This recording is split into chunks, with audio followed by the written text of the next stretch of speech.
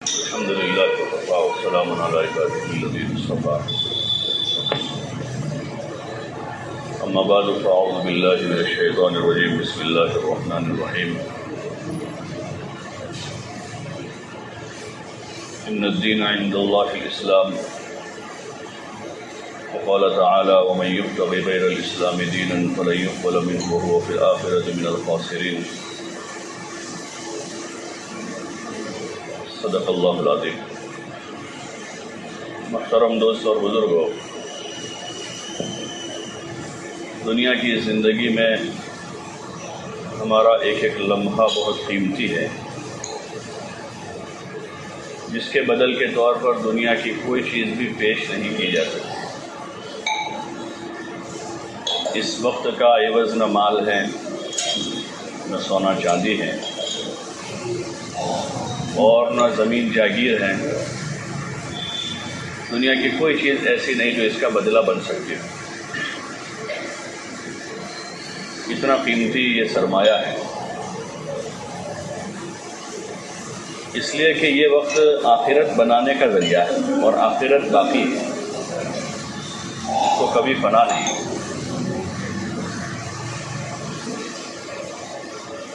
دنیا کی کسی چیز کے ساتھ اس کا مقابلہ ہم نہیں کر سکتے۔ دنیا کی جتنی ساری چیزیں ہیں وہ سب فانی ہیں۔ خود انسان کو بھی اس دنیا میں فنا کے گھاٹ اترنا ہے، چاہے آدمی کتنا تندرست ہو، توانا ہو، طاقتور ہو، اور کتنا ہی دنیا میں عظیم انسان شمار ہوتا ہو، اس کو خود کو ہی ایک دن یہاں سے کوچ کر کے جانا ہے، اور باقی جتنی ساری چیزیں ہیں ان ساری چیزوں کو ٹوٹنا پھوٹنا ہے۔ باقی رہنے والی ذات صرف اور صرف ایک اللہ کی ذات ہے، جو ہمیشہ سے ہیں اور ہمیشہ رہے گا۔ اس ایک ذات کو فنا دی۔ کل من علیہا فان وَيَبْقَى وَجْهُ رَبِّكَ ذُو الْجَلَالِ وَالْإِكْرَامِ، کہ جو کچھ زمین پر ہیں سب چیزوں کو فنا ہیں، بس ایک ذات اللہ کی ہے جو باقی رہنے والی ہے۔ تو یہ وقت کا ایک سرمایہ ہے جس کو قیمتی بنانے سے قیمتی بن جاتا ہے، اور اس کو ایسے ہی گزار دینے سے گزر جاتا ہے۔ صبح ہوتی ہے، شام ہوتی ہے، زندگی یوں ہی تمام ہوتی ہے، ہفتے گزرتے ہیں، مہینے گزرتے ہیں۔ کل کا جو بچہ تھا آج جوان ہو گیا ہے، اور آج کا جوان کل کو بوڑھا ہو جائے گا، اور آدمی اس دنیا سے چلا جائے گا۔ نفع میں اس کے پاس کیا بچا ہے جو اس کو کام دینے والا سرمایہ ہے؟ وہ حدیث پاک میں حضور علیہ السلام نے عقل مندی کی علامت بتا کر مزید فرمایا، عمیل لما بعد الموت، جو ما بعد موت کے لیے آدمی نے سرمایہ تیار کیا ہے وہ انسان کا نفع ہے۔ ما قدمنا وجدنا، کہ جو ہم نے آگے بھیجا وہ ہمارا ہے، اور جو چھوڑا ہے وہ گھاٹے میں جا رہا ہے۔ انسان کا سرمایہ وہی ہوگا جو اس نے دنیا میں سے آگے چلتا کیا ہے، آگے بھیجا ہے، اور اس میں جو بنیادی چیز انسان کے پاس ہے وہ ایمان ہے، یقین ہے، اللہ کی ذات کا تعلق ہے، تو سب سے بڑا اور بنیادی سرمایہ ہے۔ وہی ایک نعمت ایسی ہے جس نعمت کی بنیاد پر انسان دنیا آخرت دونوں جہان کی بڑی سے بڑی مصیبت سے نجات پائے گا۔ وہ نعمت ایمان ہے، سب سے بڑی نعمت ہے، اور ایمان کے بعد عمل کا سرمایہ ہے۔ آدمی کے پاس جتنا پھر وافر مقدار میں عمل ہوگا، جتنا زیادہ سے زیادہ ہوگا، تو دنیا میں رہتے ہوئے دنیا کی چیزوں سے آدمی کا پیٹ نہیں بھرتا، مال و دولت سے، زمین جاگیر سے آدمی کو جتنا مل جائے اتنا کم ہی رہتا ہے۔ ایسے آخرت کے اعتبار سے انسان کے پاس جو بڑا سرمایہ ہے وہ عمل کا ہے، وہ جتنا بھی ہے وہ تھوڑا ہے، جتنا بھی آدمی کے پاس ہے۔ اسی لیے اللہ پاک نے عمل کے لیے دروازے ہر وقت کھلے رکھے ہیں، صبح شام رات دن۔ فرائض تو بہت محدود ہے، فرائض جو ہے روزہ صرف 1 مہینے کا ہے، نماز 24 گھنٹے میں صرف 5 وقت کی ہے، زکوٰۃ پورے مال میں سے صرف 2.5% ہے، اور حج پوری زندگی میں 1 مرتبہ مالدار پر ہے۔ تو یہ فرائض کی مقدار ہے جو تھوڑی ہے، لیکن اس کے علاوہ اللہ پاک نے انسان کے لیے ہر وقت اعمال صالحہ کا دروازہ کھلا رکھا ہے۔ آدمی جتنا چاہے نیکی کرے، اس لیے کہ نیکی کرنے کے لیے ہی بھیجا ہے، گناہ کرنے کے لیے زمین پر کوئی جگہ نہیں، گناہ کرنے کے لیے سال کا کوئی مہینہ نہیں، اور گناہ کرنے کے لیے مہینے کا کوئی دن نہیں، اور 24 گھنٹے کا کوئی وقت نہیں کہ جس میں آدمی گناہ کرے، اس کی گنجائش نہیں ہو کسی کو، گناہ کرنے کی اجازت نہیں ہے، مجرم قرار دیا جائے گا۔ لیکن طاعت اور نیکی کے لیے زمین کے ہر خطے کو کھلا کر دیا، جہاں جا کر آدمی نیکی کرنا چاہے، سمندر میں جا کر وہاں نیکی کریں، پہاڑ پہ چڑھ کے وہاں نیکی کرے آدمی، صحرا میں چلا جائے وہاں جا کر نیکی کرے، تو آدمی کے لیے راستہ کھلا ہوا۔ کاروبار کرتا ہوا بھی نیکی کر سکتا ہے، سوتا ہوا نیکی کر سکتا ہے، کھاتا ہوا نیکی کر سکتا ہے، اجر کما سکتا ہے، شادی کرتا ہوا آدمی اجر کما رہا ہے، اپنی ضروریات پورا کرتا کرتا بھی آدمی ثواب اور اجر لے رہا ہے، اس کے مواقع اللہ پاک نے فراہم کیے۔ لیکن گناہ کرنے کے لیے کسی کو کسی جگہ کسی وقت اجازت نہیں،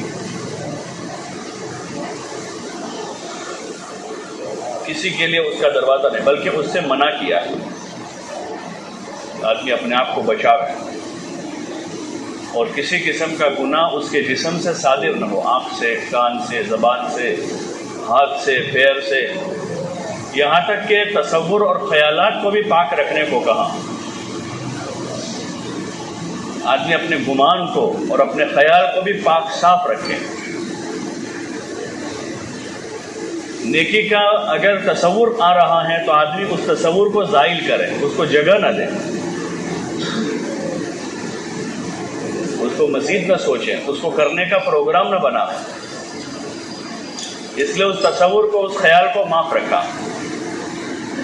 گناہ کرنے کا اگر خیال آ رہا ہے کسی کو تو وہ خیال معاف ہے، اس پر پکڑ نہیں ہوگی، بلکہ گناہ کے معاملے میں کر گزرنے تک اللہ تعالیٰ نے معافی رکھی ہے۔ آدمی نے خیال آیا، اس کے لیے نکل پڑا، لیکن ابھی کیا نہیں ہے، وہاں تک معافی ہے۔ کر گزرا ہے تو توبہ کا دروازہ کھلا رکھا کہ گنہگار بن کے نہ رہے، بھول ہو گئی، آدمی سے چوک ہو گئی، انسان ہے، خطا ہو گئی، تو اس کے لیے معافی کا دروازہ کھلا رکھا کہ گنہگار بن کے اللہ کی زمین پر نہ رہے، توبہ کرو۔ خیال تصور کو معاف رکھا، اس کے لیے آدمی کوشش میں لگا ہے، تو اس کوشش کر بھی ابھی پکڑ نہیں آئی ہے۔ گناہ کر گزرنے کے بعد اللہ پاک نے توبہ کا دروازہ کھلا رکھا ہے کہ آدمی مجرم بن کر زمین پر نہ رہے، معافی مانگ لے، توبہ کر لیں، اور اپنے اس گناہ کی وجہ سے جو دنیا اور آخرت میں جو وبال انسان کے اوپر آ رہا ہے، اس وبال کو آدمی نہ مولے، بلکہ تائب ہو کر اس پر اجر لے۔ ہو گیا گناہ اور توبہ کر رہا ہے آدمی، تو اس توبہ پر ثواب ہے، اس توبہ پر بھی آدمی کو اجر مل رہا ہے۔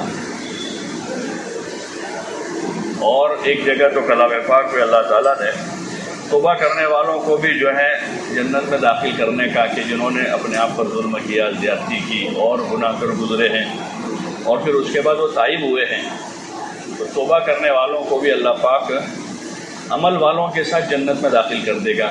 لیکن ہاں، عمل والوں کا تو ایک الگ ہی مقام ہوگا، وَنِعْمَ أَجْرُ الْعَامِلِينَ، کہ ان کا جو عمل کا جو بدلہ اور اجر ہوگا وہ ان کی ایک الگ ہی شان ہوگی۔ لیکن توبہ کرنے والوں کو بھی وہ جنت میں پہنچا دے گی۔ تو گناہ کی گنجائش نہیں چھوڑی، آدمی گناہ کرے، گناہ ہو گیا تو گنہگار بن کے رہے، اس کی گنجائش نہیں۔ صاف ستھرا رہے آدمی، پاک صاف رہے ہر اعتبار سے۔ اللہ کے فرائض کے معاملے میں بھی آدمی چوکنا رہے، سستی نہ کرے۔ جیسے آدمی اپنے امور کے بارے میں چوکنا ہوتا ہے، اپنی تجارت میں، کاروبار میں، اور اپنی ذات کے بارے میں آدمی چوکنا رہتا ہے کہ کہیں سے کوئی چیز لگ نہ جاوے، کوئی کیڑا کاٹ نہ جاوے۔ کوئی چونٹی بھی آدمی کے جسم پر چلتی ہے تو آدمی خطرہ محسوس کر لیتا ہے کہ کاٹے گی، اس کو دور کر دیتا ہے۔ مچھر آ کر بیٹھتا ہے تو آدمی برداشت نہیں کرتا، حالانکہ اس کا کوئی وزن نہیں ہمارے جسم پر، مچھر کا کوئی وزن لگتا ہے لیکن اس سے خطرہ ہے کہ کاٹے گا ہی، تو آدمی اس کو برداشت نہیں کرتا۔ اس طرح جب ایمان کی مقدار میں اضافہ ہوتا ہے تو آدمی کو گناہ اس طرح چبھتا ہے جیسے مچھر چبھتا ہے، حالانکہ وزن نہیں اس کا، کچھ نہیں، وزن کچھ بھی نہیں ہے، لیکن جب آدمی کی طاقت بنتی ہے ایمان کی تو پھر آدمی کو گناہ اس طرح سے چبھتا ہے، اور آدمی اپنی ہی طرف نظر کرتے ہوئے زندگی گزارتا رہتا ہے کہ مجھ سے کوئی چوک نہ ہو جائے، مجھ سے کوئی خطا نہ ہو جائے، کوئی لفزش نہ ہو جائے، کوئی کام ایسا نہ ہو جاوے جس سے اللہ پاک ناراض ہو جاتے ہوں، کوئی کام ایسا نہ ہو جاوے جو حضور صلی اللہ علیہ وسلم کی شریعت اور آپ کی سنت کے خلاف ہو، کوئی کام ایسا نہ ہو جاوے جو آخرت میں میرے لیے وبال جان ہو جاوے۔ اس لیے کہ وہاں کسی کی سفارش کام نہیں دے گی، آدمی کا عمل ہی بولے گا، آدمی کا عمل ہی بولے گا، اور کھوٹا کھرا عمل وہی ثابت ہوگا کہ کس کا اچھا ہے کس کا برا ہے۔ دنیا میں آدمی اپنا عمل کر کے اس کو چاہے کتنا خوبصورت بناوے، اگر وہ اچھا نہیں ہے تو اس کی حقیقت وہاں ظاہر ہوگی۔ جیسے کوئی ڈپلیکیٹ زیور سونے کے بنا کر لایا ہے، سونے کے نام پر ڈپلیکیٹ لایا ہے، تو ٹھیک ہے لوگ شاید اس سے نہ پہچان سکے اور دھوکے میں آ جاوے، لیکن پرکھنے والے کے پاس اگر اس کو لے جائے گا تو فوراً 1 منٹ میں بتا دے گا کہ یہ اصلی ہے نقلی۔ ایسے اللہ کے وہاں عمل کی جانچ ہوگی، سب کے عمل کی جانچ ہوگی۔ حدیثوں میں آتا ہے اول ما یحاسب به العبد یوم القیامۃ الصلاۃ، کہ قیامت میں سب سے پہلے نماز کا حساب ہوگا، اور نماز دیکھی جائے گی، چیک کی جائے گی۔ اگر وہ اچھی نکل آئی تو پھر آگے بہت زیادہ اس سے تفتیش نہیں ہوگی، کم ہوگی، اور اگر اس میں کمی آئی ہے تو پھر اور تفتیش مزید ہوگی، تو وہاں عمل تلے گا، عمل کا وزن ہوگا۔ وَنَضَعُ الْمَوَازِينَ الْقِسْطَ لِيَوْمِ الْقِيَامَةِ، کہ قیامت کے دن ہم اعمال کو تولیں گے، ترازو قائم ہوگی، انصاف کی ترازو قائم ہوگی۔ جیسے دنیا میں چیزوں کو تولا جاتا ہے، لوہے کو، لکڑے کو، سونے کو، چاندی کو، حرارت کو تولا جاتا ہے، گرمی کا ٹیمپریچر ناپا جاتا ہے، گرمی سردی، کتنی سردی ہے کتنی گرمی ہے، بارش کو ناپا جاتا ہے، کتنی بارش ہوئی ہے۔ ایسے میدان قیامت میں اللہ کے وہاں عمل تولا جائے گا، اور اس حساب سے آدمی کو بدلہ ملے گا، کسی کی روح رعایت نہیں ہوگی، وہاں جان پہچان کسی کی نہیں چلے گی۔ وہاں حضرت فاطمہ رضی اللہ عنہ سے حضور صلی اللہ علیہ وسلم نے یہی کہا تھا کہ فاطمہ کہ قبر میں حسب نسب نہیں چلے گا، وہاں حسب نسب، جان پہچان، اوڑکھان کوئی چیز کام نہیں دے گی، وہاں تو سب بندے ہیں، سب اللہ کے بندے ہیں۔ بندگی کے معیار پر پرکھا جائے گا کہ بندہ بن کے کون آیا اور کتنی بندگی لے کر آیا ہے، کتنا ایمان ہے، کتنا عمل ہے، کتنے اخلاق ہیں، کتنا اخلاص ہے، وہاں یہ چیزیں تولی جائے گی۔ آدمی کا عمل کتنا ہے، اور اس عمل میں اخلاص کتنا ہے اللہ کے لیے، تو خالص عمل ہی وہاں قبول ہوگا۔ اس لیے حدیث پاک ہے اخلص العمل، کہ عمل کو خالص رکھے آدمی، اس لیے کہ پرکھنے والا جو ہے بڑا جاننے والا ہے، پرکھنے والا جو ہے وہ بڑا جاننے والا ہے، ہر چیز کی باریکیوں کو وہ دیکھ رہا ہے، وہ اللطیف الخبیر، بڑا باریک اور بڑا باخبر ہے اور باریکی سے دیکھنے والا ہے۔ اس لیے آدمی کے ذمہ ہے کہ اپنا عمل درست کرے، اپنے عمل پر اکتفا نہ کرے کہ جیسا کر رہا ہے چل رہا ہے، بلکہ اس کو درست کرتا جائے، آدمی ٹھیک کرتا جائے۔ آدمی گاڑی کو درست نہیں کرواتا، مہینے 2 مہینے میں آواز کرنا شروع کر دیتی ہے، وہ گھڑی کو ٹھیک نہیں کرتا تو 6-8 مہینے میں اس میں سے جواب آ جاتا ہے۔ اور جتنی ساری دنیا بھر کی مشینیں ہیں چلتے چلتے اپنے آپ خراب ہوتی ہیں، ایسے یہ جو باڈی ہماری ہے وہ بھی ایک مشین ہے، چلتے چلتے اندر گندگی اور خرابی آتی ہے۔ جیسے جسمانی اعتبار سے جسم میں بیماریاں آتی ہیں تو روزانہ آدمی علاج کے لیے کہیں یہاں جا رہا ہے، کبھی وہاں جا رہا ہے، کبھی وہاں جا رہا ہے۔ ایسے جتنا اس وقت جسمانی بیماریوں کا شیوع ہے اور عام ہے، اس سے کہیں گنا زیادہ روحانی بیماریاں ہیں، ایمان کی کمی، نفاق اور شرک اور کبیرہ جو گناہوں کا ایک عمومی ماحول بنا ہوا ہے، ایک عمومی ماحول بنا ہوا بڑے گناہوں کا، کبیرہ گناہ، جھوٹ بولنا، دھوکہ دینا، سود خوری، ماں باپ کی نافرمانی، غیبت، چغلی، زنا، شراب یا اس سے متعلق جو بھی نشہ آور چیزیں ہیں، یہ کبائر ہیں، بڑے گناہ ہیں، اس کی گنجائش نہیں اللہ کی زمین پر۔ آدمی کبیرہ گناہوں کے ساتھ رہے یا ایسے ماحول میں آدمی رہے جس ماحول میں سب ہو رہا ہو، ایسے ماحول میں آدمی رہے۔ اس کو حکم دیا انسان کو کہ وہ اپنے اس ماحول کو بہتر بنانے کی کوشش کرتا رہے، اس ماحول پر راضی نہ ہو جائے۔ اس لیے امر بالمعروف اور نہی عن المنکر کا حکم دیا اس امت کو، تاکہ ایسی چیزیں پروان نہ چڑھے، جیسے بھائی بھوکوں کو کھلانا، پیاسوں کو پلانا، ننگوں کو پہنانے کا حکم دیا تاکہ غربت پروان نہ چڑھے، بھوکوں کی تعداد نہ بڑھے، پیاسوں کی تعداد نہ بڑھے، ننگوں کی تعداد نہ بڑھے۔ حکم دیا مال والوں کو جن کے پاس مال ہے کہ وہ بھوکوں کو کھلاویں، پیاسوں کو پلاویں، ننگوں کو کپڑا پہناویں، حاجت مندوں کی حاجتیں پوری کریں، ضرورت مندوں کی ضرورتیں پوری کریں۔ ایسے ہی نیک اور صالح لوگوں کے ذمے یہ کام کیا کہ وہ اپنی نیکی صلاح فلاح کے ساتھ ساتھ وہ ماحول سے خرابی اور گندگی کو دور کرنے کی کوشش کریں، امر بالمعروف نہی عن المنکر۔ جہاں اس کا تذکرہ ہے بہت سی جگہوں پر کلام پاک میں، اس کے آگے کے انجام سے آگاہ کیا اللہ پاک نے کہ جہاں امر بالمعروف اور نہی عن المنکر وجود میں آئے گا تو آدمی پر مصائب اور حالات آئیں گے۔ تواصی بالحق کے بعد تواصی بالصبر، کہ آدمی لوگوں کو کہتا سنتا رہے اور آگے صبر کرتا رہے، کیونکہ لازمی چیز ہے کہ جو آدمی بھی لوگوں کو خیر کی طرف بلائے گا، بھلائی کی بات کرے گا، اس کے لوگ دشمن بنیں گے،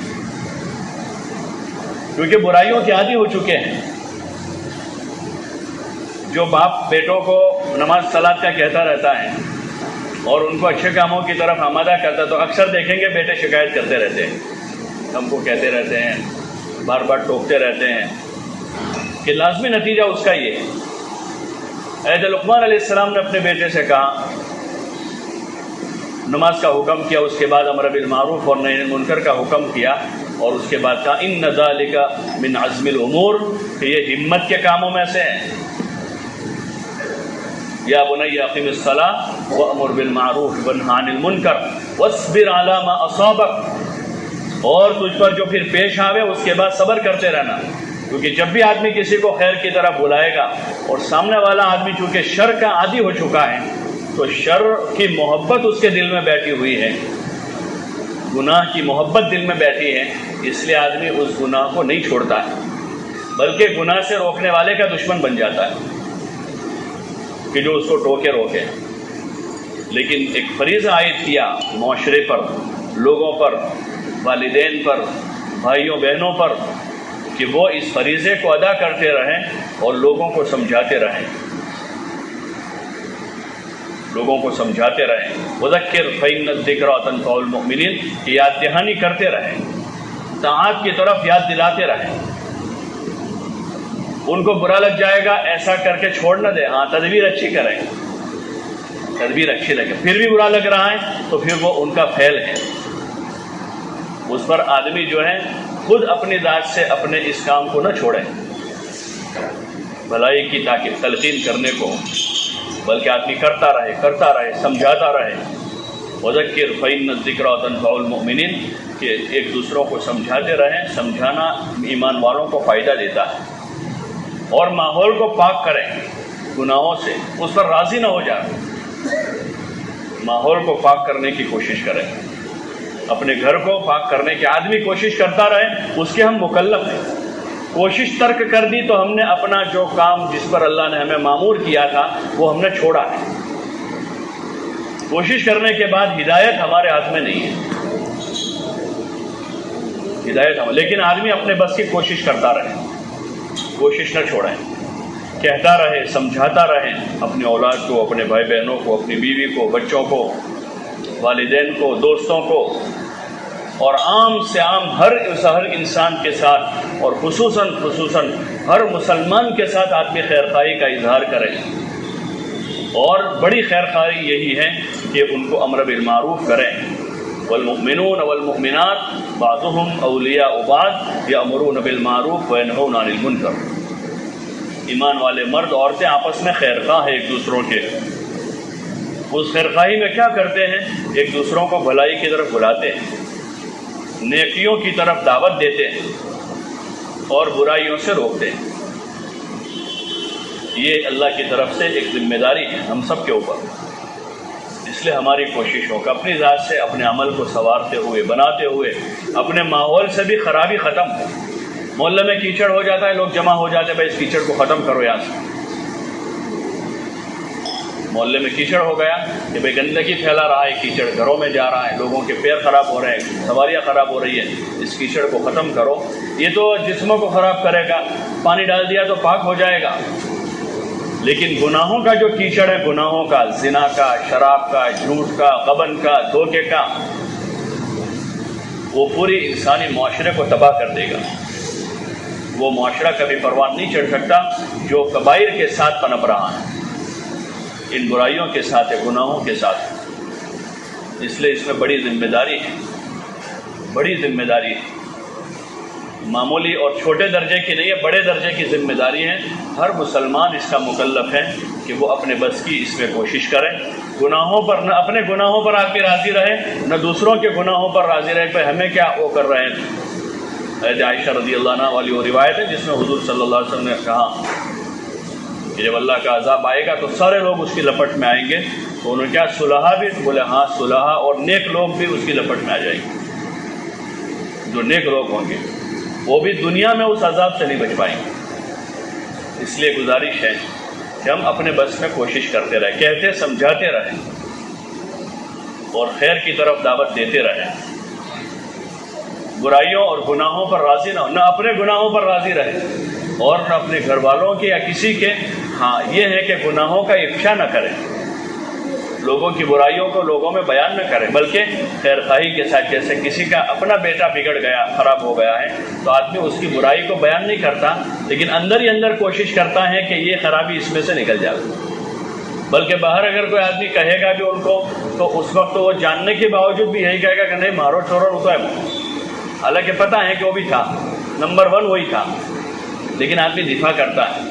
تو جیسے اپنے بیٹے کا، اپنے رشتہ دار کا آدمی دفاع کرتا ہے، ایسے عام مسلمان کا دفاع کرے گا، لیکن خیرخواہی کے ساتھ اس بندے سے تو آدمی کوشش یہ کرے گا کہ اس گناہ کے ساتھ وہ زندگی نہ گزارے، اس لیے کہ غیبت کی اجازت نہیں ہے، غیبت کی اجازت نہیں ہے، لیکن امر بالمعروف کا حکم ہے، آدمی پیچھے برائی نہ کرے، لیکن اس کے لیے کوشش میں رہے کہ کوئی برائی جو ہے کسی کے اندر باقی نہ رہے اور آدمی خیر کی طرف آ جائے۔ اور خیر کا سرچشمہ مسجد ہے۔ حضور علیہ السلام نے مدینہ جا کر سب سے پہلے مسجد بنائی، سارے مسلمانوں کو مسجد میں جمع کیا۔ یہ خیر کا سرچشمہ ہے۔ مسجد کے ساتھ ہر مسلمان کا تعلق جڑے، اس میں نماز سب سے بڑی بنیاد ہے۔ جو مسجد میں ہونے والی سب سے بڑی عبادت نماز پہلی بنیاد ہے۔ ہر مسلمان کو نماز سے جوڑ دیں، بے نمازی نہ رہے۔ نمازی بن جائے گا تو دھیرے دھیرے اس کے اندر سے برائی ختم ہوگی۔ ان الصلاۃ تنہی عن الفحشاء والمنکر، کہ نماز برائیوں بے حیائیوں سے روک دیتی۔ پہلی کوشش یہ، اگر آدمی نمازی بن گیا ہے تو اب خیر کا دروازہ کھل گیا، ایڈمیشن ہو گیا۔ خیر کے راستے کا ایڈمیشن ہی نماز ہے۔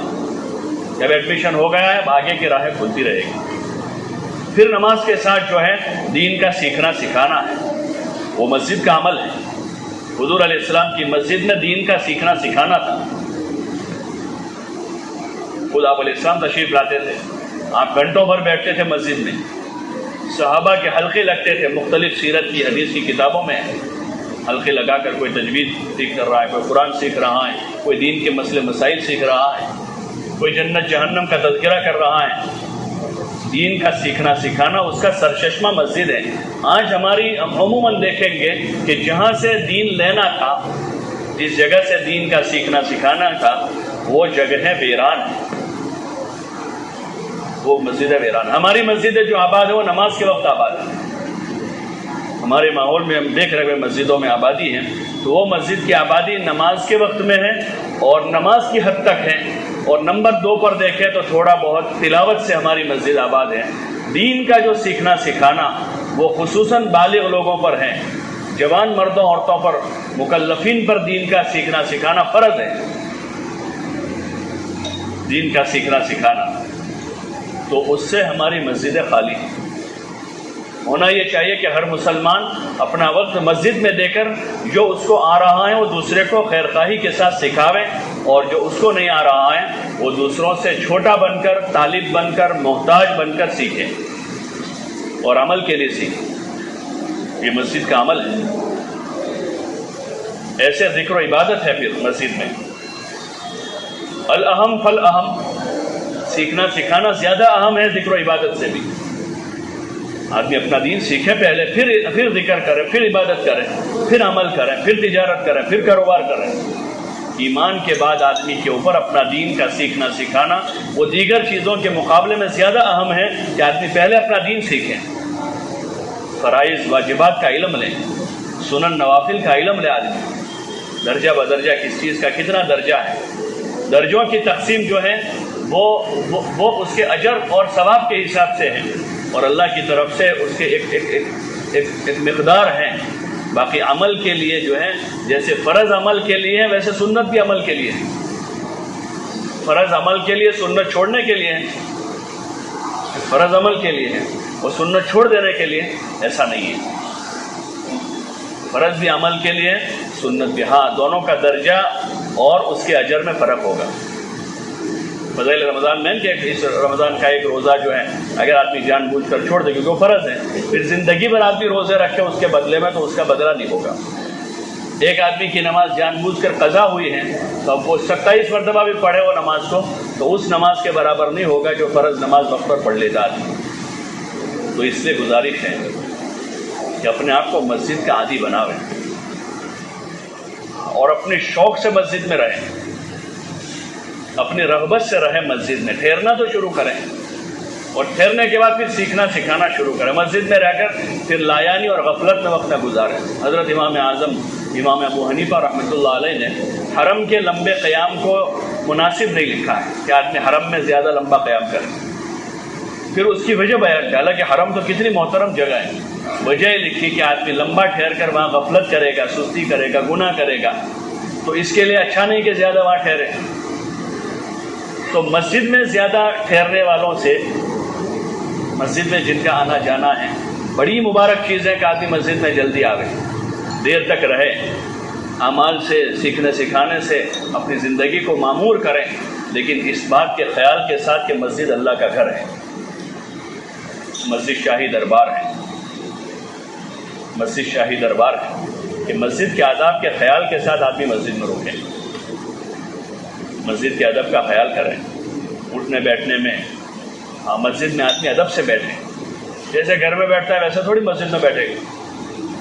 مسجد میں اللہ کو حاضر ناظر جان کے آدمی بیٹھا ہے کہ اللہ دیکھ رہا ہے مجھے، اللہ کا گھر ہے، تو مسجد کے آداب کا، اس میں دنیا کی باتیں کرنے کی اجازت نہیں دی کہ آدمی بات کرے دنیا کی، لایا نہیں کرے، چاہے کہ مسجد میں بیٹھ کر آدمی کسی قسم کا گناہ کرے وہ تو اور زیادہ برا پھیل ہے۔ تو اس لیے مسجد کے آداب کی رعایت کے ساتھ کثرت سے ہماری مسجد میں آمد و رفت رہے، وہ ہمارے لیے خیر کی چیز ہے۔ بہترین جگہ حضور صلی اللہ علیہ وسلم مسجد کو بتایا ہے کہ بہترین جگہ مسجد ہے اور بدترین جگہ بازار ہے۔ اس زمانے میں آپ نے کہا جب اس بازار میں تجارت کرنے والے ابو بکر و عمر اور حضرت عثمان اور عبد الرحمن ابن عوف تجارت کرتے تھے اس بازار میں، جہاں جھوٹ نہیں تھا، دھوکہ نہیں تھا، غبن نہیں تھا، سود نہیں تھا، اس وقت حضور علیہ السلام نے فرمایا کہ بدترین جگہ بازار ہے اور بہترین جگہ مسجد ہے۔ اور ہمارے بازار کا حال اگر دیکھتے تو کہ جہاں صبح سے شام تک جھوٹ، غیبت، دھوکہ اور سود کا کام ہو رہا ہے، جہاں پر ایسی جگہ ٹھہرنا کتنا مناسب ہوگا ہمارے حق میں۔ اسی لیے حضرت داؤد علیہ السلام کی دعا ہے، یا اللہ مجھے ذاکرین کی مجلس سے غافلین کی طرف جاتا ہوا دیکھے تو میرے پیر توڑ دیں، یعنی اچھا ہے پیر ٹوٹ جائے، وہاں جانے کے بجائے یہ اچھا ہے، بہتر ہے کہ میرے پیر ٹوٹ جائے کہ جہاں جا کر میں غافل بن جاؤں۔ اس لیے کوشش کریں کہ عمل کا زمانہ ہے، یہ قیمتی ایام ہیں، قیمتی اوقات ہیں، اس کو ضائع نہ کریں۔ اپنی طبیعت کو تھوڑا موڑیں، دھیرے دھیرے اپنے آپ سے تھوڑی باتیں کریں، دوسروں سے تو بہت بات کرتے ہیں ہم، اپنی ذات سے بھی تھوڑی باتیں کریں کہ مجھے کہاں جانا ہے، کہاں پہنچ گیا ہوں، اور اب دھیرے واپس آنے کی کوشش کریں تاکہ ہم بقیہ زندگی کو وصول کر لیں اور باقی زندگی کو برباد کرنے سے بچا لیں۔ اللہ پاک ہم سب کو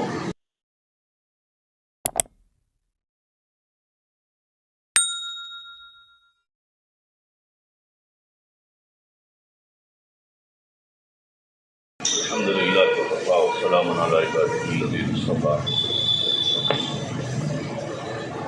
اما بعد فاعوذ باللہ من الشیطان الرجیم، بسم اللہ الرحمن الرحیم۔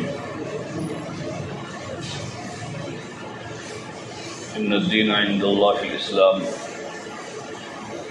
وقال تعالی ومن یبتغ غیر الاسلام دینا فلن يقبل منه وهو في الآخرة من الخاسرین۔ صدق اللہ العظیم۔ محترم دوست اور بزرگوں، دنیا کی زندگی میں ہمارا ایک ایک لمحہ بہت قیمتی ہے، جس کے بدل کے طور پر دنیا کی کوئی چیز بھی پیش نہیں کی جا سکتی۔ اس وقت کا عوض نہ مال ہے، نہ سونا چاندی ہے، اور نہ زمین جاگیر ہے۔ دنیا کی کوئی چیز ایسی نہیں جو اس کا بدلہ بن سکتی ہے۔ اتنا قیمتی یہ سرمایہ ہے، اس لیے کہ یہ وقت آخرت بنانے کا ذریعہ ہے، اور آخرت باقی ہے، تو کبھی فنا نہیں۔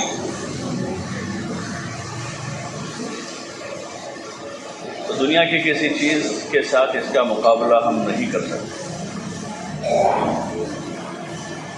دنیا کی جتنی ساری چیزیں ہیں وہ سب فانی ہیں۔ خود انسان کو بھی اس دنیا میں فنا کے گھاٹ اترنا ہے، چاہے آدمی کتنا تندرست ہو، توانا ہو، طاقتور ہو، اور کتنا ہی دنیا میں عظیم انسان شمار ہوتا ہو، اس کو خود کو ہی ایک دن یہاں سے کوچ کر کے جانا ہے، اور باقی جتنی ساری چیزیں ہیں ان ساری چیزوں کو ٹوٹنا پھوٹنا ہے۔ باقی رہنے والی ذات صرف اور صرف ایک اللہ کی ذات ہے، جو ہمیشہ سے ہے اور ہمیشہ رہے گا۔ اس ایک ذات کو فنا دی، کل من علیہا فان ویبقی وجہ ربک ذو الجلال والاکرام، کہ جو کچھ زمین پر ہے سب چیزوں کو فنا ہے، بس ایک ذات اللہ کی ہے جو باقی رہنے والی ہے۔ تو یہ وقت کا ایک سرمایہ ہے جس کو قیمتی بنانے سے قیمتی بن جاتا ہے اور اس کو ایسے ہی گزار دینے سے گزر جاتا ہے۔ صبح ہوتی ہے، شام ہوتی ہے، زندگی یوں ہی تمام ہوتی ہے، ہفتے گزرتے ہیں، مہینے گزرتے ہیں۔ کل کا جو بچہ تھا آج جوان ہو گیا ہے، اور آج کا جوان کل کو بوڑھا ہو جائے گا اور آدمی اس دنیا سے چلا جائے گا۔ نفع میں اس کے پاس کیا بچا ہے جو اس کو کام دینے والا سرمایہ ہے؟ تو وہ حدیث پاک میں حضور علیہ السلام نے عقل مندی کی علامت بتا کر مزید فرمایا، عمیل لما بعد الموت، جو مابعد موت کے لیے آدمی نے سرمایہ تیار کیا ہے وہ انسان کا نفع ہے۔ ما قدمنا وجدنا، کہ جو ہم نے آگے بھیجا وہ ہمارا ہے، اور جو چھوڑا ہے وہ گھاٹے میں جا رہا ہے۔ انسان کا سرمایہ وہی ہوگا جو اس نے دنیا میں سے آگے چلتا کیا ہے، آگے بھیجا ہے، اور اس میں جو بنیادی چیز انسان کے پاس ہے وہ ایمان ہے، یقین ہے، اللہ کی ذات کا تعلق ہے، تو سب سے بڑا اور بنیادی سرمایہ ہے۔ وہی ایک نعمت ایسی ہے جس نعمت کی بنیاد پر انسان دنیا آخرت دونوں جہان کی بڑی سے بڑی مصیبت سے نجات پائے گا، وہ نعمت ایمان ہے، سب سے بڑی نعمت ہے۔ اور ایمان کے بعد عمل کا سرمایہ ہے، آدمی کے پاس جتنا پھر وافر مقدار میں عمل ہوگا، جتنا زیادہ سے زیادہ ہوگا، تو دنیا میں رہتے ہوئے دنیا کی چیزوں سے آدمی کا پیٹ نہیں بھرتا، مال و دولت سے، زمین جائیداد سے آدمی کو جتنا مل جاوے اتنا کم ہی رہتا ہے۔ ایسے آخرت کے اعتبار سے انسان کے پاس جو بڑا سرمایہ ہے وہ عمل کا ہے، وہ جتنا بھی ہے وہ تھوڑا ہے، جتنا بھی آدمی کے پاس ہے۔ اسی لیے اللہ پاک نے عمل کے لیے دروازے ہر وقت کھلے رکھے ہیں، صبح شام رات دن۔ فرائض تو بہت محدود ہے، فرائض جو ہے روزہ صرف 1 مہینے کا ہے، نماز 24 گھنٹے میں صرف 5 وقت کی ہے، زکوٰۃ پورے مال میں سے صرف 2.5% ہے، اور حج پوری زندگی میں 1 مرتبہ مالدار پر ہے۔ تو یہ فرائض کی مقدار ہے جو تھوڑی ہے، لیکن اس کے علاوہ اللہ پاک نے انسان کے لیے ہر وقت اعمال صالحہ کا دروازہ کھلا رکھا ہے۔ آدمی جتنا چاہے نیکی کرے، اس لیے کہ نیکی کرنے کے لیے ہی بھیجا ہے، گناہ کرنے کے لیے زمین پر کوئی جگہ نہیں، گناہ کرنے کے لیے سال کا کوئی مہینہ نہیں، اور گناہ کرنے کے لیے مہینے کا کوئی دن نہیں، اور 24 گھنٹے کا کوئی وقت نہیں کہ جس میں آدمی گناہ کرے، اس کی گنجائش نہیں ہو کسی کو، گناہ کرنے کی اجازت نہیں ہے، مجرم قرار دیا جائے گا۔ لیکن طاعت اور نیکی کے لیے زمین کے ہر خطے کو کھلا کر دیا، جہاں جا کر آدمی نیکی کرنا چاہے، سمندر میں جا کر وہاں نیکی کریں، پہاڑ پہ چڑھ کے وہاں نیکی کرے آدمی، صحرا میں چلا جائے وہاں جا کر نیکی کرے، تو آدمی کے لیے راستہ کھلا ہوا۔ کاروبار کرتا ہوا بھی نیکی کر سکتا ہے، سوتا ہوا نیکی کر سکتا ہے، کھاتا ہوا نیکی کر سکتا ہے، اجر کما سکتا ہے، شادی کرتا ہوا آدمی اجر کما رہا ہے، اپنی ضروریات پورا کرتا کرتا بھی آدمی ثواب اور اجر لے رہا ہے، اس کے مواقع اللہ پاک نے فراہم کیے ہیں۔ لیکن گناہ کرنے کے لیے کسی کو کسی جگہ کسی وقت اجازت نہیں،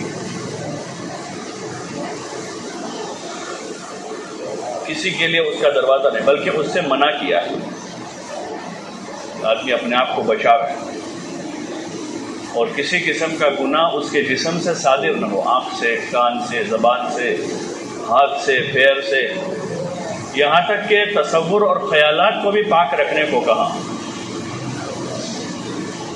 آدمی اپنے گمان کو اور اپنے خیال کو بھی پاک صاف رکھے. نیکی کا اگر تصور آ رہا ہے تو آدمی اس تصور کو زائل کرے، اس کو جگہ نہ دے، اس کو مزید نہ سوچے، اس کو کرنے کا پروگرام نہ بنا. اس لیے اس تصور کو، اس خیال کو معاف رکھا. گناہ کرنے کا اگر خیال آ رہا ہے کسی کو تو وہ خیال معاف ہے، اس پر پکڑ نہیں ہوگی، بلکہ گناہ کے معاملے میں کر گزرنے تک اللہ تعالیٰ نے معافی رکھی. آدمی نے خیال آیا، اس کے لیے نکل پڑا، لیکن ابھی کیا نہیں ہے، وہاں تک معافی ہے. کر گزرا ہے تو توبہ کا دروازہ کھلا رکھا کہ گنہگار بن کے نہ رہے. بھول ہو گئی، آدمی سے چوک ہو گئی، انسان ہے، خطا ہو گئی، تو اس کے لیے معافی کا دروازہ کھلا رکھا کہ گنہگار بن کے اللہ کی زمین پر نہ رہیں، توبہ کرو. خیال تصور کو معاف رکھا، اس کے لیے آدمی کوشش میں لگا ہے تو اس کوشش کر بھی ابھی پکڑ نہیں آئی ہے. گناہ کر گزرنے کے بعد اللہ پاک نے توبہ کا دروازہ کھلا رکھا ہے کہ آدمی مجرم بن کر زمین پر نہ رہے، معافی مانگ لے، توبہ کر لیں، اور اپنے اس گناہ کی وجہ سے جو دنیا اور آخرت میں جو وبال انسان کے اوپر آ رہا ہے، اس وبال کو آدمی نہ مولے بلکہ تائب ہو کر اس پر اجر لے. ہو گیا گناہ اور توبہ کر رہا ہے آدمی تو اس توبہ پر ثواب ہے، اس توبہ پر بھی آدمی کو اجر مل رہا ہے. اور ایک جگہ تو کلام پاک میں اللہ تعالیٰ نے توبہ کرنے والوں کو بھی جو ہے جنت میں داخل کرنے کا، کہ جنہوں نے اپنے آپ پر ظلم کیا، زیادتی کی اور گناہ کر گزرے ہیں اور پھر اس کے بعد وہ تائب ہوئے ہیں، تو توبہ کرنے والوں کو بھی اللہ پاک عمل والوں کے ساتھ جنت میں داخل کر دے گا. لیکن ہاں، عمل والوں کا تو ایک الگ ہی مقام ہوگا. وَنِعْمَ أَجْرُ الْعَامِلِينَ، کہ ان کا جو عمل کا جو بدلہ اور اجر ہوگا وہ ان کی ایک الگ ہی شان ہوگی. لیکن توبہ کرنے والوں کو بھی وہ جنت میں پہنچا دے گی. تو گناہ کی گنجائش نہیں چھوڑی. آدمی گناہ کرے، گناہ ہو گیا تو گنہگار بن کے رہے، اس کی گنجائش نہیں. صاف ستھرا رہے، آدمی پاک صاف رہے ہر اعتبار سے. اللہ کے فرائض کے معاملے میں بھی آدمی چوکنا رہے، سستی نہ کرے. جیسے آدمی اپنے امور کے بارے میں چوکنا ہوتا ہے، اپنی تجارت میں، کاروبار میں، اور اپنی ذات کے بارے میں آدمی چوکنا رہتا ہے کہ کہیں سے کوئی چیز لگ نہ جاوے، کوئی کیڑا کاٹ نہ جاوے. کوئی چونٹی بھی آدمی کے جسم پر چلتی ہے تو آدمی خطرہ محسوس کر لیتا ہے کہ کاٹے گی، اس کو دور کر دیتا ہے. مچھر آ کر بیٹھتا ہے تو آدمی برداشت نہیں کرتا، حالانکہ اس کا کوئی وزن نہیں ہمارے جسم پر. مچھر کا کوئی وزن لگتا ہے لیکن اس سے خطرہ ہے کہ کاٹے گا ہی، تو آدمی اس کو برداشت نہیں کرتا. اس طرح جب ایمان کی مقدار میں اضافہ ہوتا ہے تو آدمی کو گناہ اس طرح چبھتا ہے جیسے مچھر چبھتا ہے، حالانکہ وزن نہیں اس کا کچھ بھی، وزن کچھ بھی نہیں ہے. لیکن جب آدمی کی طاقت بنتی ہے ایمان کی تو پھر آدمی کو گناہ اس طرح سے چبھتا ہے،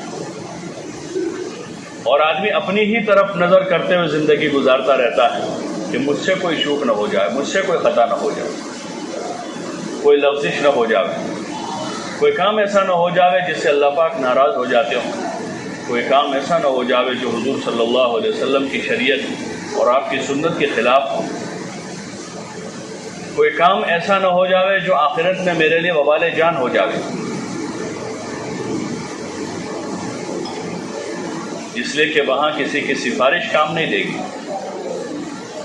آدمی کا عمل ہی بولے گا، آدمی کا عمل ہی بولے گا، اور کھوٹا کھرا عمل وہی ثابت ہوگا کہ کس کا اچھا ہے کس کا برا ہے. دنیا میں آدمی اپنا عمل کر کے اس کو چاہے کتنا خوبصورت بناوے، اگر وہ اچھا نہیں ہے تو اس کی حقیقت وہاں ظاہر ہوگی. جیسے کوئی ڈپلیکیٹ زیور سونے کے بنا کر لایا ہے، سونے کے نام پر ڈپلیکیٹ لایا ہے، تو ٹھیک ہے لوگ شاید اس سے نہ پہچان سکے اور دھوکے میں آ جاوے، لیکن پرکھنے والے کے پاس اگر اس کو لے جایا جائے گا تو فوراً 1 منٹ میں بتا دے گا کہ یہ اصلی ہے نقلی. ایسے اللہ کے وہاں عمل کی جانچ ہوگی، سب کے عمل کی جانچ ہوگی. حدیثوں میں آتا ہے اول ما یحاسب به العبد یوم القیامۃ الصلاۃ، کہ قیامت میں سب سے پہلے نماز کا حساب ہوگا اور نماز دیکھی جائے گی، چیک کی جائے گی. اگر وہ اچھی نکل آئی تو پھر آگے بہت زیادہ اس سے تفتیش نہیں ہوگی، کم ہوگی. اور اگر اس میں کمی آئی ہے تو پھر اور تفتیش مزید ہوگی. تو وہاں عمل تلے گا، عمل کا وزن ہوگا. وَنَضَعُ الْمَوَازِينَ الْقِسْطَ لِيَوْمِ الْقِيَامَةِ، کہ قیامت کے دن ہم اعمال کو تولیں گے، ترازو قائم ہوگی، انصاف کی ترازو قائم ہوگی. جیسے دنیا میں چیزوں کو تولا جاتا ہے، لوہے کو، لکڑے کو، سونے کو، چاندی کو، حرارت کو تولا جاتا ہے، گرمی کا ٹیمپریچر ناپا جاتا ہے، گرمی سردی، کتنی سردی ہے، کتنی گرمی ہے. بارش کو ناپا جاتا ہے، کتنی بارش ہوئی ہے. ایسے میدان قیامت میں اللہ کے وہاں عمل تولا جائے گا اور اس حساب سے آدمی کو بدلہ ملے گا. کسی کی روح رعایت نہیں ہوگی، وہاں جان پہچان کسی کی نہیں چلے گی. وہاں حضرت فاطمہ رضی اللہ عنہ سے حضور صلی اللہ علیہ وسلم نے یہ کہا تھا کہ فاطمہ، کہ قبر میں حسب نسب نہیں چلے گا. وہاں حسب نسب، جان پہچان، اوڑکھان کوئی چیز کام نہیں دے گی. وہاں تو سب بندے ہیں، سب اللہ کے بندے ہیں. بندگی کے معیار پر پرکھا جائے گا کہ بندہ بن کے کون آیا اور کتنی بندگی لے کر آیا ہے، کتنا ایمان ہے، کتنا عمل ہے، کتنے اخلاق ہیں، کتنا اخلاص ہے. وہاں یہ چیزیں تولی جائے گی. آدمی کا عمل کتنا ہے اور اس عمل میں اخلاص کتنا ہے اللہ کے لیے. تو خالص عمل ہی وہاں قبول ہوگا. اس لیے حدیث پاک ہے اخلص العمل، کہ عمل کو خالص رکھے آدمی. اس لیے کہ پرکھنے والا جو ہے بڑا جاننے والا ہے. پرکھنے والا جو ہے وہ بڑا جاننے والا ہے، ہر چیز کی باریکیوں کو وہ دیکھ رہا ہے. وہ اللطیف الخبیر، بڑا باریک اور بڑا باخبر ہے اور باریکی سے دیکھنے والا ہے. اس لیے آدمی کے ذمہ ہے کہ اپنا عمل درست کرے، اپنے عمل پر اکتفا نہ کرے کہ جیسا کر رہا ہے چل رہا ہے، بلکہ اس کو درست کرتا جاوے، آدمی ٹھیک کرتا جاوے. آدمی گاڑی کو درست نہیں کرواتا، مہینے 2 مہینے میں آواز کرنا شروع کر دیتی ہے. وہ گھڑی کو ٹھیک نہیں کرتا تو 6-8 مہینے میں اس میں سے جواب آ جاتا ہے. اور جتنی ساری دنیا بھر کی مشینیں ہیں، چلتے چلتے اپنے آپ خراب ہوتی ہیں. ایسے یہ جو باڈی ہماری ہے وہ بھی ایک مشین ہے، چلتے چلتے اندر گندگی اور خرابی آتی ہے. جیسے جسمانی اعتبار سے جسم میں بیماریاں آتی ہیں تو روزانہ آدمی علاج کے لیے کہیں یہاں جا رہا ہے، کبھی وہاں جا رہا ہے، کبھی وہاں جا رہا ہے. ایسے جتنا اس وقت جسمانی بیماریوں کا شیوع ہے اور عام ہے، اس سے کہیں گنا زیادہ روحانی بیماریاں ہیں.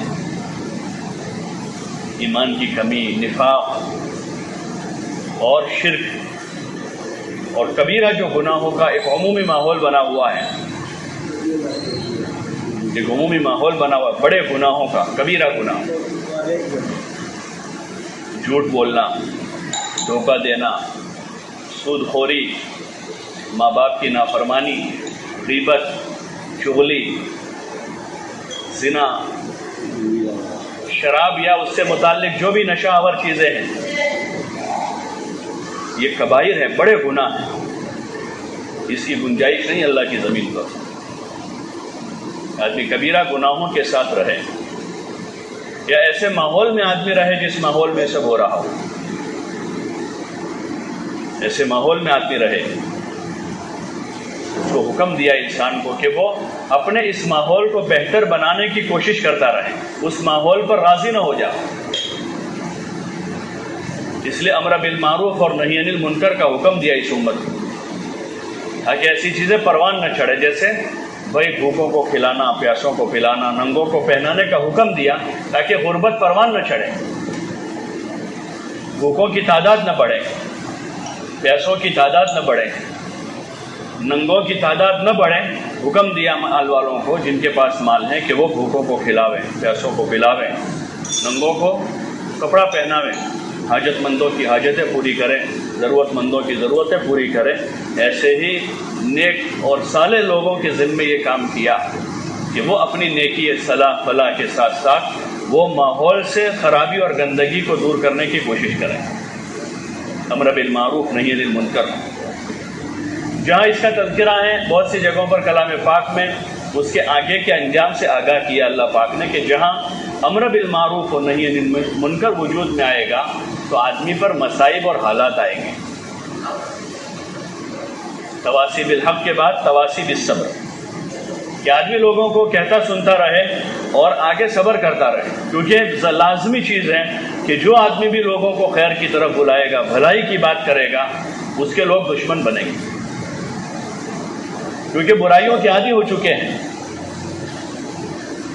جو باپ بیٹوں کو نماز صلات کا کہتا رہتا ہے اور ان کو اچھے کاموں کی طرف آمادہ کرتا ہے، تو اکثر دیکھیں گے بیٹے شکایت کرتے رہتے ہیں، ہم کو کہتے رہتے ہیں، بار بار ٹوکتے رہتے ہیں، کہ لازمی نتیجہ اس کا یہ ہے۔ حضرت لقمان علیہ السلام نے اپنے بیٹے سے کہا، نماز کا حکم کیا، اس کے بعد امر بالمعروف اور نہی عن المنکر کا حکم کیا، اور اس کے بعد کہا ان ذالک من عزم الامور، کہ یہ ہمت کے کاموں میں سے ہے۔ یا بنی اقم الصلاۃ وامر بالمعروف وانھ عن المنکر واصبر علی ما اصابک، اور تجھ پر جو پھر پیش آوے اس کے بعد صبر کرتے رہنا، کیونکہ جب بھی آدمی کسی کو خیر کی طرف بلائے گا اور سامنے والا آدمی چونکہ شر کا عادی ہو چکا ہے تو شر کی محبت اس کے دل میں بیٹھی ہوئی ہے، گناہ کی محبت دل میں بیٹھی ہے، اس لیے آدمی اس گناہ کو نہیں چھوڑتا ہے، بلکہ گناہ سے روکنے والے کا دشمن بن جاتا ہے کہ جو اس کو ٹوکے روکے۔ لیکن ایک فریضہ عائد کیا معاشرے پر، لوگوں پر، والدین پر، بھائیوں بہنوں پر، کہ وہ اس فریضے کو ادا کرتے رہیں اور لوگوں کو سمجھاتے رہیں، لوگوں کو سمجھاتے رہیں۔ وذکر فإن الذکریٰ تنفع المؤمنین، یاد دہانی کرتے رہیں، طاعات کی طرف یاد دلاتے رہیں۔ ان کو برا لگ جائے گا ایسا کر کے چھوڑ نہ دیں، ہاں تدبیر اچھی کریں، تدبیر اچھی لگے، پھر بھی برا لگ رہا ہے تو پھر وہ ان کا فعل ہے، اس پر آدمی جو ہے خود اپنی ذات سے اپنے اس کام کو نہ چھوڑے بھلائی کی تاکہ تلقین کرنے کو، بلکہ آدمی کرتا رہے، سمجھاتا رہے۔ وذکر فإن الذکریٰ تنفع المؤمنین، کہ ایک دوسروں کو سمجھاتے رہیں، سمجھانا ایمان والوں کو فائدہ دیتا ہے، اور ماحول کو پاک کریں گناہوں سے، اس پر راضی نہ ہو جائیں، ماحول کو پاک کرنے کی کوشش کریں، اپنے گھر کو پاک کرنے کی آدمی کوشش کرتا رہے، اس کے ہم مکلف ہیں۔ کوشش ترک کر دی تو ہم نے اپنا جو کام جس پر اللہ نے ہمیں مامور کیا تھا وہ ہم نے چھوڑا ہے۔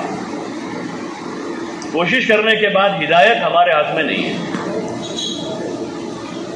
ہدایت لیکن آدمی اپنے بس کی کوشش کرتا رہے، کوشش نہ چھوڑیں، کہتا رہے، سمجھاتا رہے اپنی اولاد کو، اپنے بھائی بہنوں کو، اپنی بیوی کو، بچوں کو، والدین کو، دوستوں کو، اور عام سے عام ہر انسان کے ساتھ، اور خصوصاً ہر مسلمان کے ساتھ آدمی خیر خواہی کا اظہار کرے۔ اور بڑی خیر خواہی یہی ہے کہ ان کو امر بالمعروف کریں۔ والمؤمنون والمؤمنات بعضهم اولیاء بعض یأمرون بالمعروف وینہون عن المنکر، ایمان والے مرد عورتیں آپس میں خیر خواہ ہیں ایک دوسروں کے۔ اس خیر خواہی میں کیا کرتے ہیں؟ ایک دوسروں کو بھلائی کی طرف بلاتے ہیں، نیکیوں کی طرف دعوت دیتے ہیں اور برائیوں سے روکتے ہیں۔ یہ اللہ کی طرف سے ایک ذمہ داری ہے ہم سب کے اوپر، اس لیے ہماری کوشش ہو کہ اپنی ذات سے اپنے عمل کو سنوارتے ہوئے، بناتے ہوئے، اپنے ماحول سے بھی خرابی ختم ہو۔ محلے میں کیچڑ ہو جاتا ہے، لوگ جمع ہو جاتے ہیں، بھائی اس کیچڑ کو ختم کرو یہاں سے۔ محلے میں کیچڑ ہو گیا کہ بھائی گندگی پھیلا رہا ہے، کیچڑ گھروں میں جا رہا ہے، لوگوں کے پیر خراب ہو رہے ہیں، سواریاں خراب ہو رہی ہے، اس کیچڑ کو ختم کرو۔ یہ تو جسموں کو خراب کرے گا، پانی ڈال دیا تو پاک ہو جائے گا، لیکن گناہوں کا جو کیچڑ ہے، گناہوں کا، زنا کا، شراب کا، جھوٹ کا، غبن کا، دھوکے کا، وہ پوری انسانی معاشرے کو تباہ کر دے گا۔ وہ معاشرہ کبھی پروان نہیں چڑھ سکتا جو کبائر کے ساتھ پنپ رہا ہے، ان برائیوں کے ساتھ، گناہوں کے ساتھ۔ اس لیے اس میں بڑی ذمہ داری ہے، بڑی ذمہ داری ہے، معمولی اور چھوٹے درجے کی نہیں ہے، بڑے درجے کی ذمہ داری ہے۔ ہر مسلمان اس کا مکلف ہے کہ وہ اپنے بس کی اس میں کوشش کرے، گناہوں پر نہ اپنے گناہوں پر آدمی راضی رہے، نہ دوسروں کے گناہوں پر راضی رہے کہ ہمیں کیا وہ کر رہے ہیں۔ حضرت عائشہ رضی اللہ عنہ والی وہ روایت ہے جس میں حضور صلی اللہ علیہ وسلم نے کہا کہ جب اللہ کا عذاب آئے گا تو سارے لوگ اس کی لپٹ میں آئیں گے، تو انہوں نے کیا صلحاء بھی؟ بولے ہاں صلحاء، اور نیک لوگ بھی اس کی لپٹ میں آ جائیں گے۔ جو نیک لوگ ہوں گے وہ بھی دنیا میں اس عذاب سے نہیں بچ پائیں گے۔ اس لیے گزارش ہے کہ ہم اپنے بس میں کوشش کرتے رہیں، کہتے سمجھاتے رہیں اور خیر کی طرف دعوت دیتے رہیں، برائیوں اور گناہوں پر راضی نہ ہو، نہ اپنے گناہوں پر راضی رہیں اور نہ اپنے گھر والوں کے یا کسی کے۔ ہاں یہ ہے کہ گناہوں کا افشا نہ کریں، لوگوں کی برائیوں کو لوگوں میں بیان نہ کریں، بلکہ خیر خواہی کے ساتھ، جیسے کسی کا اپنا بیٹا بگڑ گیا، خراب ہو گیا ہے، تو آدمی اس کی برائی کو بیان نہیں کرتا، لیکن اندر ہی اندر کوشش کرتا ہے کہ یہ خرابی اس میں سے نکل جائے۔ بلکہ باہر اگر کوئی آدمی کہے گا بھی ان کو، تو اس وقت وہ جاننے کے باوجود بھی یہی کہے گا کہ نہیں مارو چھوڑو تو ہے، حالانکہ پتہ ہے کہ وہ بھی تھا، نمبر 1 وہی تھا، لیکن آدمی دفاع کرتا ہے۔ تو جیسے اپنے بیٹے کا، اپنے رشتہ دار کا آدمی دفاع کرتا ہے، ایسے عام مسلمان کا دفاع کرے گا، لیکن خیر خواہی کے ساتھ اس بندے سے تو آدمی کوشش یہ کرے گا کہ اس گناہ کے ساتھ وہ زندگی نہ گزارے۔ اس لیے کہ غیبت کی اجازت نہیں ہے، غیبت کی اجازت نہیں ہے، لیکن امر بالمعروف کا حکم ہے۔ آدمی پیچھے برائی نہ کرے، لیکن اس کے لیے کوشش میں رہے کہ کوئی برائی جو ہے کسی کے اندر باقی نہ رہے اور آدمی خیر کی طرف آ جائے۔ اور خیر کا سرچشمہ مسجد ہے۔ حضور علیہ السلام نے مدینہ جا کر سب سے پہلے مسجد بنائی، سارے مسلمانوں کو مسجد میں جمع کیا۔ یہ خیر کا سرچشمہ ہے۔ مسجد میں، مسجد کے ساتھ ہر مسلمان کا تعلق جڑے، اس میں نماز سب سے بڑی بنیاد ہے۔ جو مسجد میں ہونے والی سب سے بڑی عبادت، نماز پہلی بنیاد ہے۔ ہر مسلمان کو نماز سے جوڑ دیں، بے نمازی نہ رہے۔ نمازی بن جائے گا تو دھیرے دھیرے دھیرے دھیرے اس کے اندر سے برائی ختم ہوتی۔ ان الصلاۃ تنہی عن الفحشاء والمنکر، کہ نماز برائیوں بے حیائیوں سے روک دیتی۔ پہلی کوشش یہ ہوئی۔ اگر آدمی نمازی بن گیا ہے تو اب خیر کا دروازہ کھل گیا، ایڈمیشن ہو گیا۔ خیر کے راستے کا ایڈمیشن ہی نماز ہے۔ جب ایڈمیشن ہو گیا ہے اب آگے کی راہیں کھلتی رہے گی۔ پھر نماز کے ساتھ جو ہے دین کا سیکھنا سکھانا ہے، وہ مسجد کا عمل ہے۔ حضور علیہ السلام کی مسجد میں دین کا سیکھنا سکھانا تھا۔ خود آپ علیہ السلام تشریف لاتے تھے، آپ گھنٹوں بھر بیٹھتے تھے مسجد میں، صحابہ کے حلقے لگتے تھے۔ مختلف سیرت کی، حدیث کی کتابوں میں حلقے لگا کر کوئی تجوید سیکھ کر رہا ہے، کوئی قرآن سیکھ رہا ہے، کوئی دین کے مسئلے مسائل سیکھ رہا ہے، کوئی جنت جہنم کا تذکرہ کر رہا ہے۔ دین کا سیکھنا سکھانا اس کا سرچشمہ مسجد ہے۔ آج ہماری عموماً دیکھیں گے کہ جہاں سے دین لینا تھا، جس جگہ سے دین کا سیکھنا سکھانا تھا، وہ جگہیں ویران ہیں، وہ مسجدیں ویران۔ ہماری مسجدیں جو آباد ہے وہ نماز کے وقت آباد ہے۔ ہمارے ماحول میں ہم دیکھ رہے ہیں مسجدوں میں آبادی ہے، تو وہ مسجد کی آبادی نماز کے وقت میں ہے اور نماز کی حد تک ہے۔ اور نمبر 2 پر دیکھیں تو تھوڑا بہت تلاوت سے ہماری مسجد آباد ہے۔ دین کا جو سیکھنا سکھانا وہ خصوصاً بالغ لوگوں پر ہے، جوان مردوں عورتوں پر، مکلفین پر دین کا سیکھنا سکھانا فرض ہے۔ دین کا سیکھنا سکھانا، تو اس سے ہماری مسجدیں خالی ہیں۔ ہونا یہ چاہیے کہ ہر مسلمان اپنا وقت مسجد میں دے کر جو اس کو آ رہا ہے وہ دوسرے کو خیر خواہی کے ساتھ سکھاوے، اور جو اس کو نہیں آ رہا ہے وہ دوسروں سے چھوٹا بن کر، طالب بن کر، محتاج بن کر سیکھے اور عمل کے لیے سیکھے۔ یہ مسجد کا عمل ہے، ایسے ذکر و عبادت ہے پھر مسجد میں۔ الاہم فالاہم، سیکھنا سکھانا زیادہ اہم ہے ذکر و عبادت سے بھی۔ آدمی اپنا دین سیکھے پہلے، پھر ذکر کرے، پھر عبادت کرے، پھر عمل کرے، پھر تجارت کرے، پھر کاروبار کرے۔ ایمان کے بعد آدمی کے اوپر اپنا دین کا سیکھنا سکھانا وہ دیگر چیزوں کے مقابلے میں زیادہ اہم ہے کہ آدمی پہلے اپنا دین سیکھیں، فرائض واجبات کا علم لیں، سنن نوافل کا علم لے آدمی، درجہ بدرجہ کس چیز کا کتنا درجہ ہے۔ درجوں کی تقسیم جو ہے وہ اس کے اجر اور ثواب کے حساب سے ہے، اور اللہ کی طرف سے اس کے ایک مقدار ہے۔ باقی عمل کے لیے جو ہے جیسے فرض عمل کے لیے ہے ویسے سنت بھی عمل کے لیے ہے۔ فرض عمل کے لیے، سنت چھوڑنے کے لیے ہے۔ فرض عمل کے لیے ہے اور سنت چھوڑ دینے کے لیے ایسا نہیں ہے۔ فرض بھی عمل کے لیے، سنت بھی، ہاں دونوں کا درجہ اور اس کے اجر میں فرق ہوگا۔ فضائل رمضان میں کہ اس رمضان کا ایک روزہ جو ہے اگر آدمی جان بوجھ کر چھوڑ دے کیونکہ وہ فرض ہے، پھر زندگی بھر آدمی روزے رکھے اس کے بدلے میں تو اس کا بدلہ نہیں ہوگا۔ ایک آدمی کی نماز جان بوجھ کر قضا ہوئی ہے تو اب وہ 27 مرتبہ بھی پڑھے وہ نماز کو تو اس نماز کے برابر نہیں ہوگا جو فرض نماز وقت پر پڑھ لیتا آدمی۔ تو اس لیے گزارش ہے کہ اپنے آپ کو مسجد کا عادی بناویں اور اپنے شوق سے مسجد میں رہیں، اپنی رغبت سے رہیں مسجد میں، ٹھہرنا تو شروع کریں اور ٹھہرنے کے بعد پھر سیکھنا سکھانا شروع کریں۔ مسجد میں رہ کر پھر لایانی اور غفلت میں وقت نہ گزاریں۔ حضرت امام اعظم امام ابو حنیفہ رحمۃ اللہ علیہ نے حرم کے لمبے قیام کو مناسب نہیں لکھا ہے کہ آدمی حرم میں زیادہ لمبا قیام کرے، پھر اس کی وجہ بیان کی، حالانکہ حرم تو کتنی محترم جگہ ہے، وجہ یہ لکھی کہ آدمی لمبا ٹھہر کر وہاں غفلت کرے گا، سستی کرے گا، گناہ کرے گا، تو اس کے لیے اچھا نہیں کہ زیادہ وہاں ٹھہرے۔ تو مسجد میں زیادہ ٹھہرنے والوں سے، مسجد میں جن کا آنا جانا ہے، بڑی مبارک چیز ہے کہ آدمی مسجد میں جلدی آوے، دیر تک رہے، اعمال سے، سیکھنے سکھانے سے اپنی زندگی کو معمور کریں، لیکن اس بات کے خیال کے ساتھ کہ مسجد اللہ کا گھر ہے، مسجد شاہی دربار ہے، مسجد شاہی دربار ہے، کہ مسجد کے آداب کے خیال کے ساتھ آدمی مسجد میں رکیں، مسجد کے ادب کا خیال کریں، اٹھنے بیٹھنے میں، مسجد میں آدمی ادب سے بیٹھے، جیسے گھر میں بیٹھتا ہے ویسے تھوڑی مسجد میں بیٹھے گا۔ مسجد میں اللہ کو حاضر ناظر جان کے آدمی بیٹھا ہے کہ اللہ دیکھ رہا ہے مجھے، اللہ کا گھر ہے، تو مسجد کے آداب کا، اس میں دنیا کی باتیں کرنے کی اجازت نہیں دی کہ آدمی بات کرے دنیا کی، لایا نہیں کرے، چاہے کہ مسجد میں بیٹھ کر آدمی کسی قسم کا گناہ کرے وہ تو اور زیادہ برا پھیلے۔ تو اس لیے مسجد کے آداب کی رعایت کے ساتھ کثرت سے ہماری مسجد میں آمد و رفت رہے، وہ ہمارے لیے خیر کی چیز ہے۔ بہترین جگہ حضور صلی اللہ علیہ وسلم مسجد کو بتایا ہے کہ بہترین جگہ مسجد ہے اور بدترین جگہ بازار ہے۔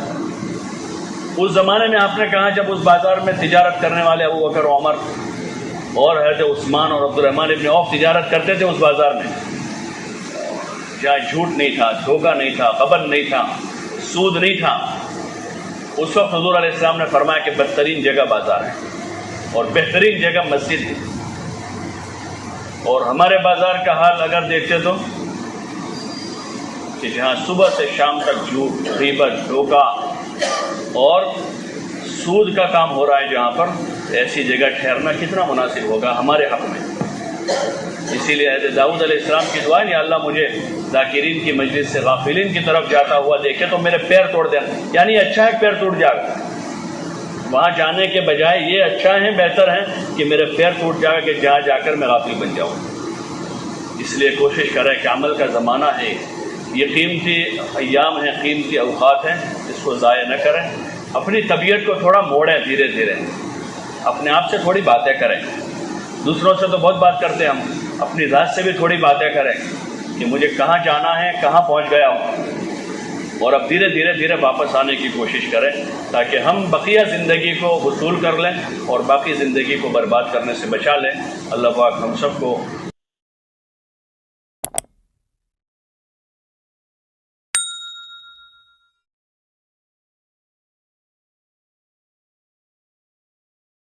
الحمدللہ والسلام علی عبادہ الذین اصطفیٰ،